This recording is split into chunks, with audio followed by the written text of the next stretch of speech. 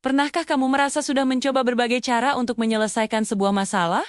Tapi masalah itu terus saja datang lagi. Mungkin jawabannya bukan karena usahamu kurang, tapi karena cara berpikirmu yang perlu diubah. Selama ini, kita sering terjebak dalam apa yang disebut berpikir linear. Simpelnya, ini adalah cara berpikir sebab akibat yang lurus. Kalau A terjadi, maka hasilnya pasti B.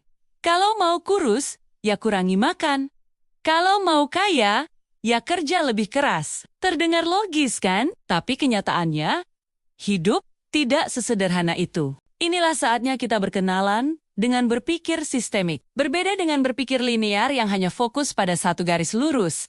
Berpikir sistemik melihat gambaran besarnya. Ia melihat bahwa segala sesuatu itu saling terhubung dalam sebuah jaringan yang kompleks. Anggap saja hidup ini bukan jalan tol yang lurus, melainkan sebuah ekosistem hutan yang rumit. Setiap pohon, hewan, sungai, dan tanah saling memengaruhi satu sama lain dalam sebuah siklus. Kalau kita hanya fokus pada satu pohon, kita akan kehilangan gambaran tentang bagaimana seluruh hutan itu bekerja. Mari kita ambil contoh sederhana.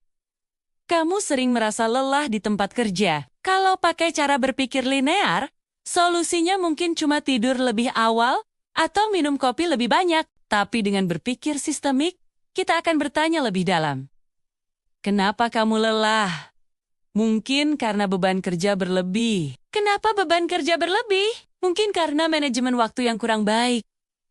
Kenapa manajemen waktunya kurang baik? Mungkin karena kamu tidak berani bilang tidak pada tugas tambahan. Kenapa tidak berani bilang tidak? Mungkin karena kamu takut dinilai tidak kompeten?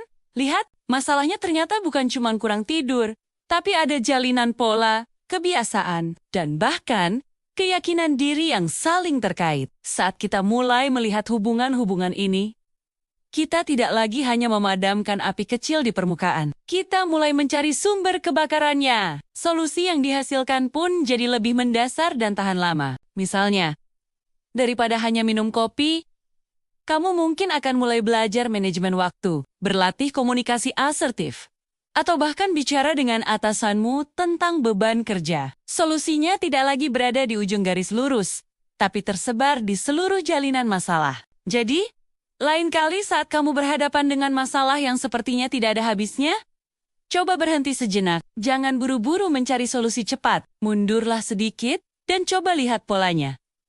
Apa saja yang saling terhubung? Apa efek berantai yang mungkin terjadi?